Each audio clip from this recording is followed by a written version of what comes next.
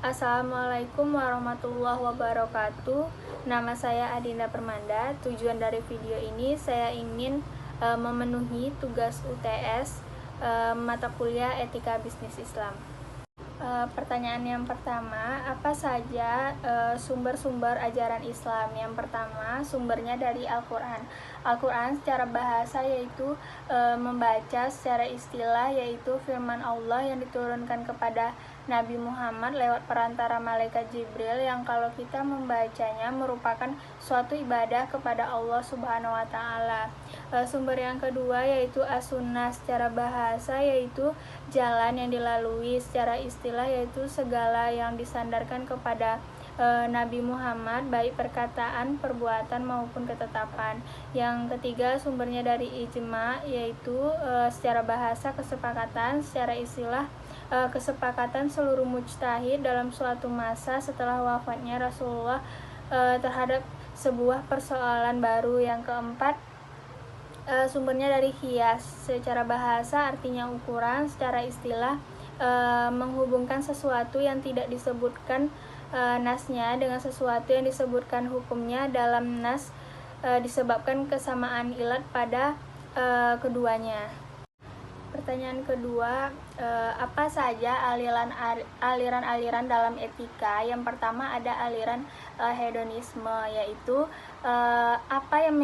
ada pertanyaan apa yang menjadi hal terbaik bagi manusia, maka para aliran hedonisme menjawab kesenangan. Sesuatu itu baik apabila dapat memuaskan keinginan kita atau apa yang dapat meningkatkan kreativitas, kesenangan atau kenikmatan dalam diri kita. Yang kedua aliran utilitarianisme, yaitu prinsip aliran ini adalah suatu tindakan yang dapat dibenarkan secara moral apabila akibat-akibatnya menunjang kebahagiaan semua yang bersangkutan.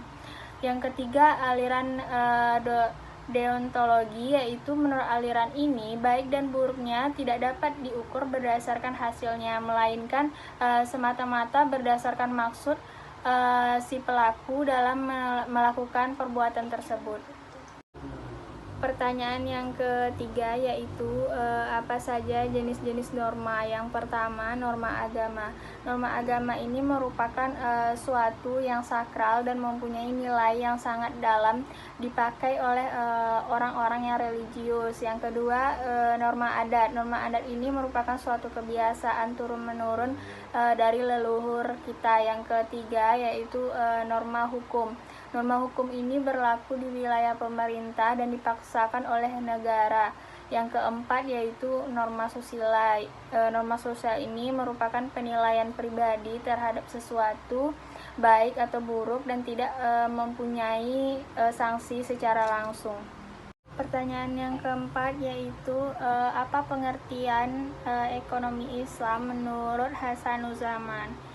Jadi ekonomi Islam adalah pengetahuan dan penerapan perintah-perintah dan tata cara yang ditetapkan oleh syariah yang mencegah ketidakadilan dalam penggalian dan penggunaan sumber daya material guna memenuhi kebutuhan manusia yang memungkinkan mereka melaksanakan kewajibannya kepada Allah dan masyarakat. Pertanyaan kelima yaitu apa tujuan dari penciptaan manusia?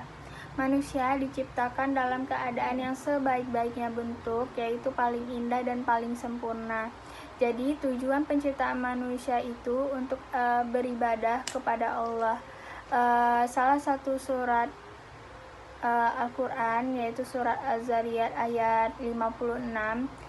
Di sana dijelaskan bahwa salah satu tujuan penciptaan manusia yaitu untuk mengenal Allah Subhanahu wa Ta'ala. Pertanyaan keenam yaitu apa perbedaan definisi harta dalam ilmu ekonomi konvensional dan definisi harta dalam Islam? Perbedaannya yaitu dalam ilmu ekonomi konvensional harta didefinisikan sebagai semua barang yang memiliki nilai, sedangkan dalam Islam harta didefinisikan sebagai sesuatu yang baik dan halal. Pertanyaan ketujuh yaitu apa saja hukum-hukum yang terkait harta. Yang pertama, bisa dizakatkan. Segala sesuatu yang bisa dizakatkan itu termasuk harta. Contohnya seperti zakat hasil panen, zakat ternak, zakat perdagangan, zakat fitrah, zakat mal, dan lain-lainnya.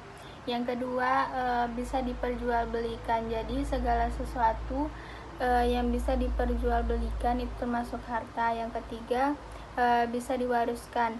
Segala sesuatu yang bisa diwariskan itu termasuk harta. Yang keempat, yang mencuri harta tersebut dapat dijatuhi hukuman sesuai dengan syarat dan ketentuan yang berlaku.